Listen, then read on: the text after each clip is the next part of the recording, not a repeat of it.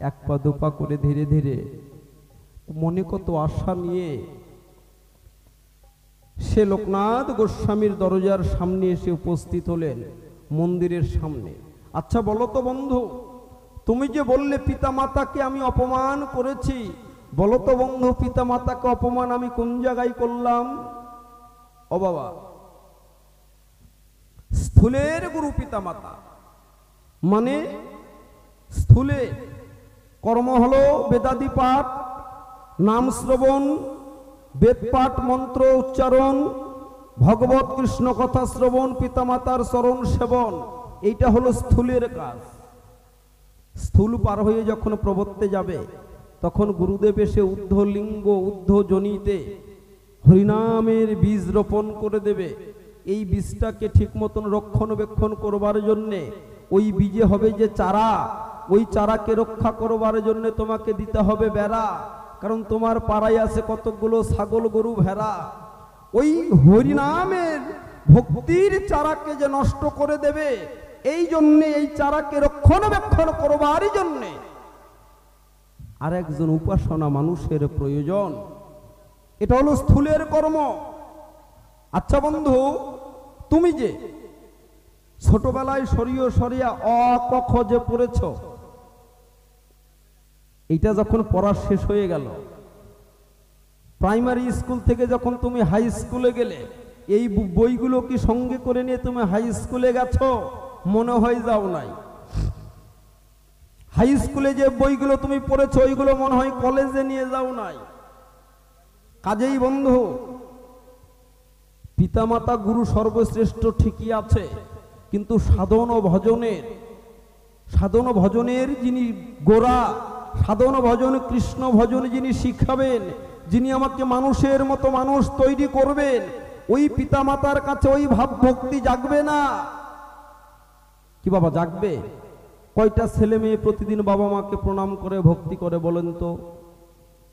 বাবা মাকে দুবেলা ভক্তি শ্রদ্ধা করে, বাবা মাকে মান্যতা করে, অথচ একজন সাধু গুরুকে দেখলে পরে কিঞ্চিত মাত্র ভক্তি তো করে, কিন্তু পিতামাতাকে তো আর করে না। করে কি? পিতামাতাকে ভক্তি করা দূরের কথা, এখনকার সাওয়াল পাওয়ালেরা ভাতও দেয় না, রাস্তায় রাস্তায় ভিক্ষে করে খায়। কত প্রমাণ আছে এইরকম। এই জন্যে মানুষের মতন মানুষ হবার তরে আমি ছুটে চলেছি গুরুর ধারে। বলো তো আমি পিতামাতাকে ত্যাগ করলাম কোন জায়গায়? আমি তো পিতামাতাকে ত্যাগ করি নাই।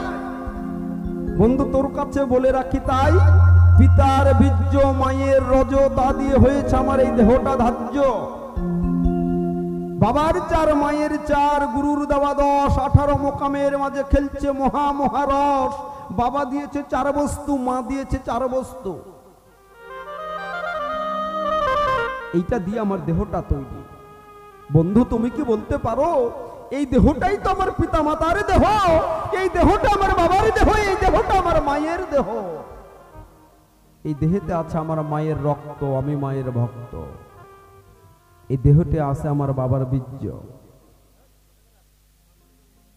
পিতামাতার দেহটাকে অমূল্য সম্পদ তৈরি করবার জন্য, পিতামাতার দেহটাকে খাঁটি সোনায় পরিণত করবার জন্য, এই পিতামাতার দেহটাকে যত্ন নেবার তরে আমি ছুটে চলেছি গুরুর ধারে।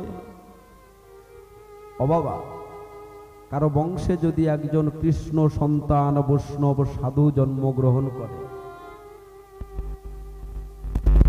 1 পুরুষ নয়, 2 পুরুষ নয়, বাবার 7 পুরুষ, মায়ের 7 পুরুষ, 14 পুরুষ, আর সে মুক্তি মুখ্য সে দিতে পারে।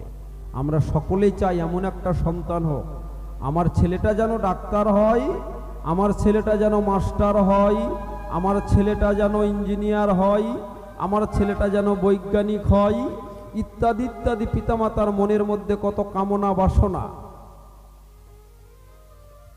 কোনো বাবা মা চায় না আমার ছেলেটা ভিখারি হোক, আমার ছেলেটা কৃষ্ণ ভক্ত হোক, চাই না কি বাবা? কোনো পিতামাতা চাই এমন সন্তান? ছেলেটা ভিখারি, ছেলেটা সাধু হোক, এমন সন্তান কোনো বাবা মাই চায় না। তারা চায় আমার ছেলেটা ডাক্তার হোক, ইঞ্জিনিয়ার হোক, মাস্টার হোক, বান্ডিলে বান্ডিলে লাখে লাখে টাকা কামাই করুক, আমি বৃদ্ধ বয়সে পায়ের উপর পা তুলে যেন আয়েশ করে একটু খেতে পারি। কিন্তু মানুষের মতো মানুষ যদি গড়তে চাও, একটা সন্তান, সাধু সন্তান কেউ চাই না। বন্ধুরে, তুমি কি বলতে পারো শুধু পিতা দিয়েছে 4, মা দিয়েছে 4, এই 8 বস্তু আমার দেহে আছে, আমার বাবা মার। আর আমার পরমাত্মা গোবিন্দ তিনি যে একাই 10 দিয়েছে, বলতো এই দেহের মধ্যে কার অধিকারটা আগে থাকা দরকার? বাবা মার অধিকার না আমার গোবিন্দের অধিকার? তিনি একাই 10 দিয়েছে। চক্ষু, কর্ণ, নাসিকা, জিহ্বা, ত্বক, বাত, পাত, পানি, পায়ু, উপস্থ, এই যে 10টা বস্তু আমার গোবিন্দ একাই দিয়েছে। বলতো দেহের অধিকার কার আগে, বাবার না মার না আমার গোবিন্দের? বাবা 4 অংশ দিয়ে, মা 4 অংশ দিয়ে যদি সন্তানের প্রতি এত দাবি করতে পারে, আমার গোবিন্দ 10 অংশ দিয়ে আমার গোবিন্দ কি একটুকু দাবি করতে পারে না ভক্তের কাছে? এই দেহের প্রতি কি ভগবানের একটুকু দাবি নাই? যার জন্য তুমি পৃথিবীতে এসেছো অমন পাখি, ফাঁকি দিয়ে আর থাকিবি কতদিন? মনে কি পড়ে না তোর মহাজনের কাছে আছিস ঋণ? পূর্বে কথা দিয়েছিলিস গুরু ভজন করবি বলেছিলিস, কেন সেই ধর্ম বিসর্জন দিলি? কি হবে তোর হিসাবের দিন? নিয়ে এলি 16 আনা, ব্যাপারও করিলি দোনা, এখন চালান খেয়ে হয়েছিস দেনা, এই দিন কে হবে তোর জামিন? নিশ্চিন্ত মনে বসে আছো, পরিণাম ভাবছ না।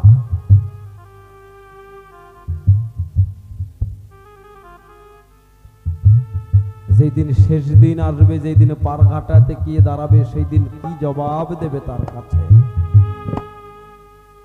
বন্ধুরে, রূপ, লাবণ্য, যৌবন সারা জীবন থাকবে না। আমি বিয়ে করিনি, নারী যে বিষবৎ সেইটাও আমি মানছি না। তুমি কি বলতে পারো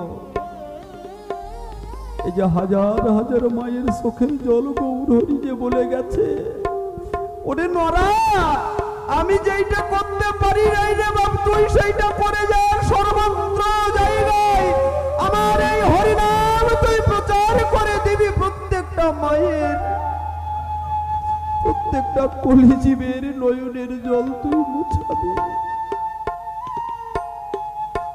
ভক্তের মলিন দশা দেখে একটা মায়ের চোখের জল, একটা মাকে কাঁদিয়ে আমি হাজার হাজার মায়ের চোখের জল মোছাতে চাই।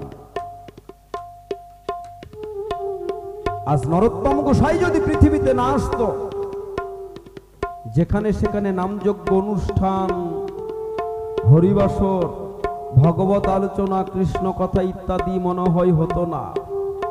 আমার নরোত্তম গোসাই এসে সবকিছু জাতির বেড়া ভেঙে দিয়ে, গৌর হরির পরেই এই নরোত্তম ঠাকুর এসে পৃথিবীতে নগর আদি গ্রাম পুরে পুরে সব জায়গায় এই হরিনামের বন্যা তুলে দিলেন। বলতো বন্ধু, এই জন্য নারী যে বিষবৎ, আমি কে নারীকে মান্যতা করেছি, জগতের যত্র নারী সকলে আমার জননী। আমি নারীকে অপমান করি নাই। আমার এই বাবার দেহ, মায়ের দেহটাকে সোনায় পরিণত করতে আমি ছুটে চলেছি গুরুর কাছে।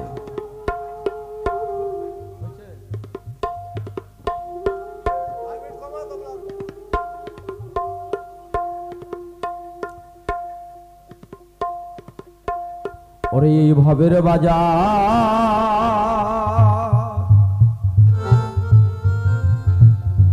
ওরে ভাঙবার আগে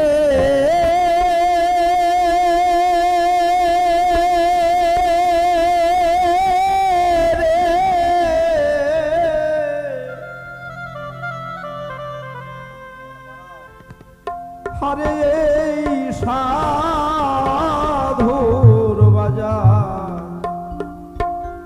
সাধুর বাজার দর্শন করে যা।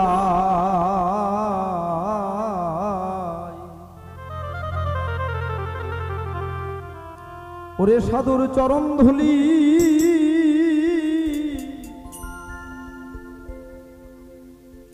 আমি গায়ে মাখায়া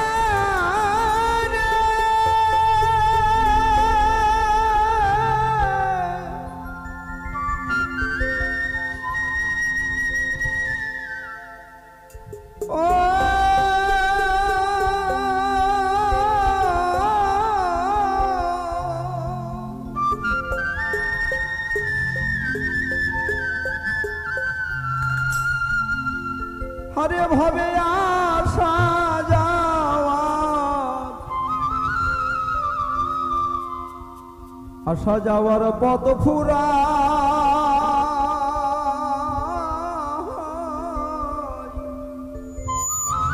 হরে আমি সাধুর বাজার সাধুর বাজার দর্শন করে যা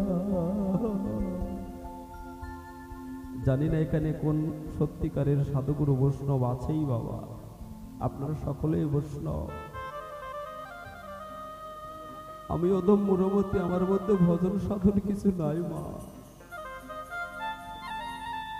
আপনার একটু প্রাণ ভরে আশীর্বাদ করবেন এইভাবে জন্মে জন্মে সাধুগুরু বৈষ্ণবের বাজারে এসে দুটো কৃষ্ণ কথা হরি কথা বলতে পারি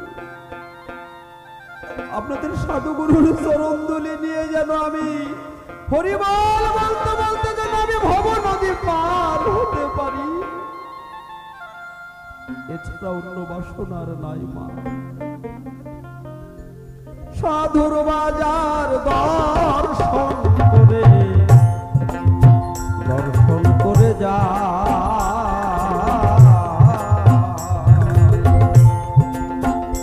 আরে আমার হবের বাজার ভাঙবার আগে রে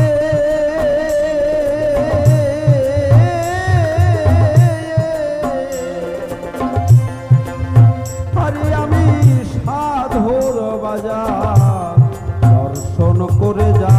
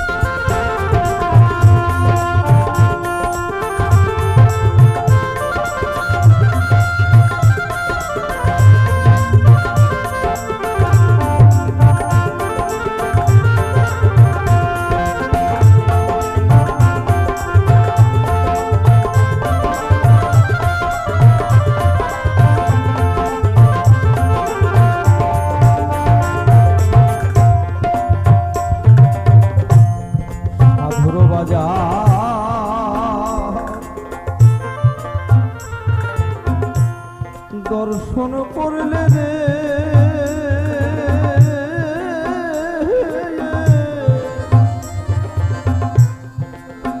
আরে যাই ত্রিতাপেরো জ্বালা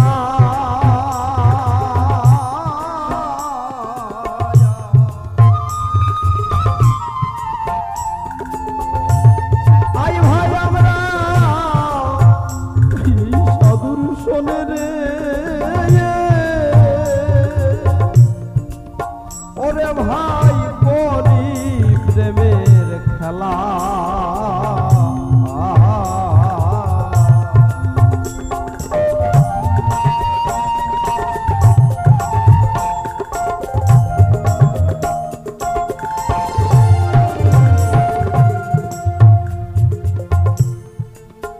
এই যে আমার বাবারা মায়েরা কত সুন্দর সাধুর বাজার লাগিয়েছে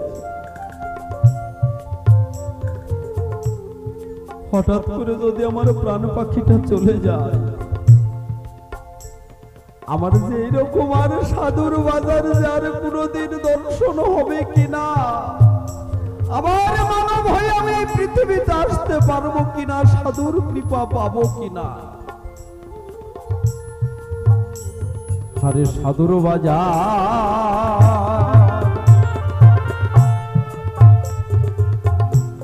দর্শন করলে রে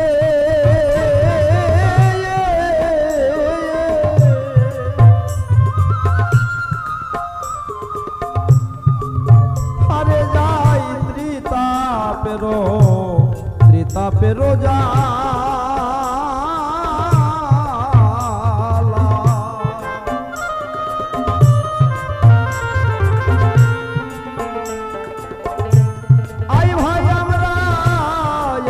সাধুর শোনে রে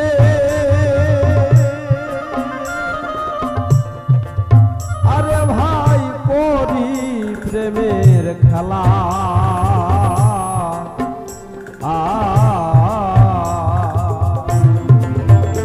আরে সেই বাজারে রাধা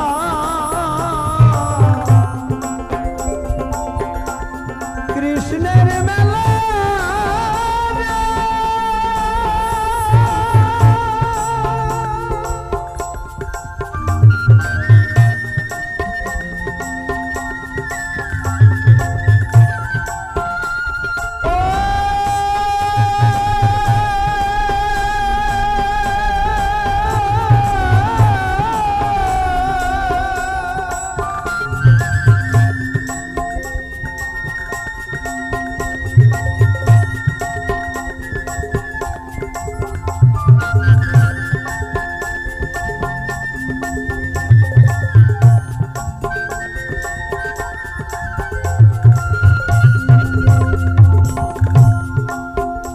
হরে সেই বাজারে রাধা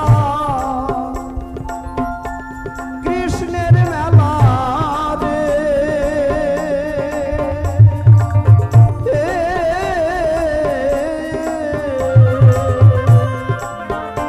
আমি নয়ন ভরে দেখে যাই হরে সাধুর বাজার দর্শন করে যা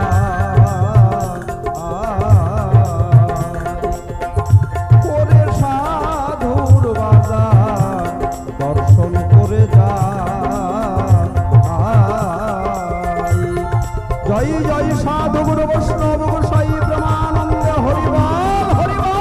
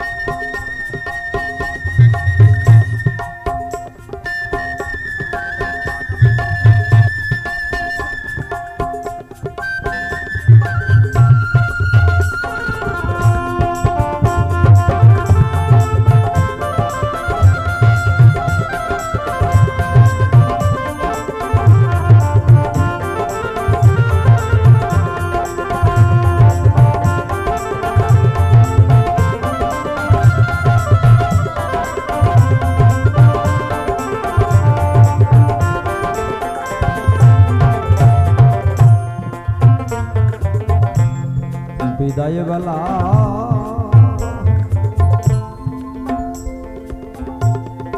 তোমরা সবাই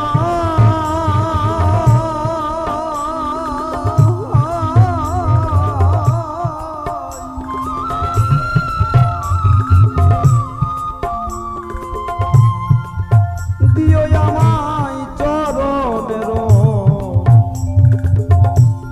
একটু চরণের ধুলি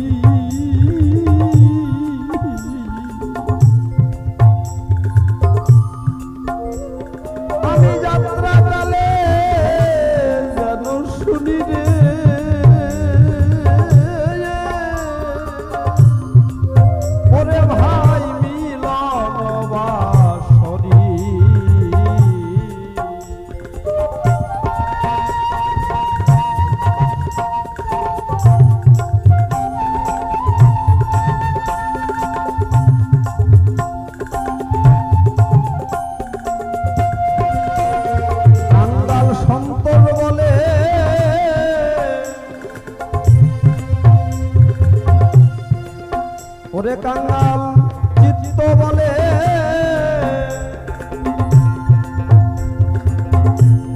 ওরে সন্ত্রাসী রে,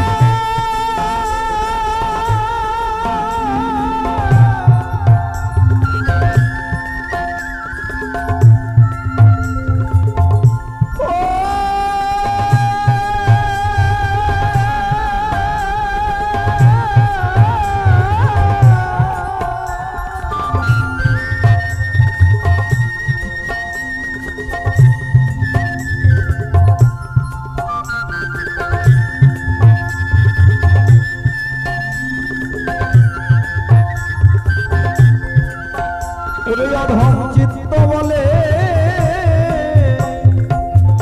কাঙ্গাল সন্তোষী রে,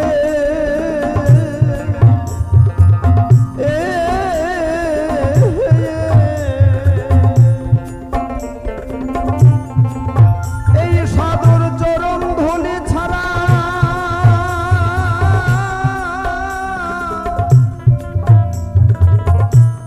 আমাদের গতি না।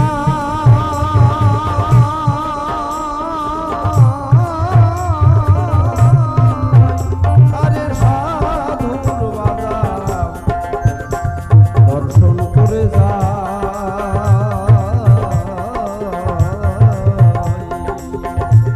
ভবের বাজার ভাঙবার আগে রে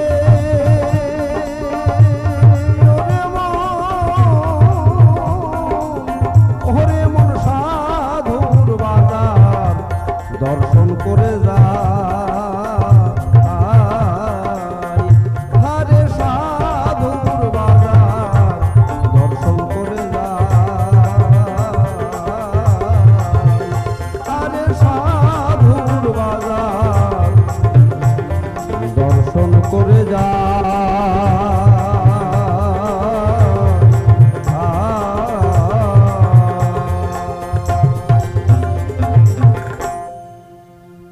এমনি ভাবে নরা যখন বৃন্দাবনে গেল, একটা গাছের নিচে কখনো যেন ঘুমিয়ে পড়েছে আমার নরা পাগলা ভালো।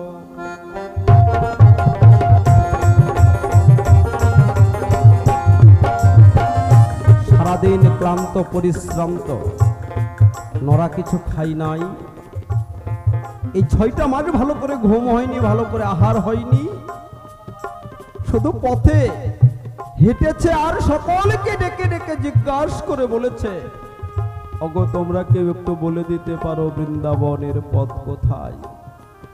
এইটাই শুধু তার মাত্র লক্ষ্য। যখন সে ঘুমিয়ে পড়েছে, কে যেন ডেকে ডেকে বলছে, নরা আর কত মায়া ঘুমে থাকবি বলো তাই? মায়া ঘুম একবার ভেঙ্গে দেখলে নরা তোর বেলা বেশি নাই।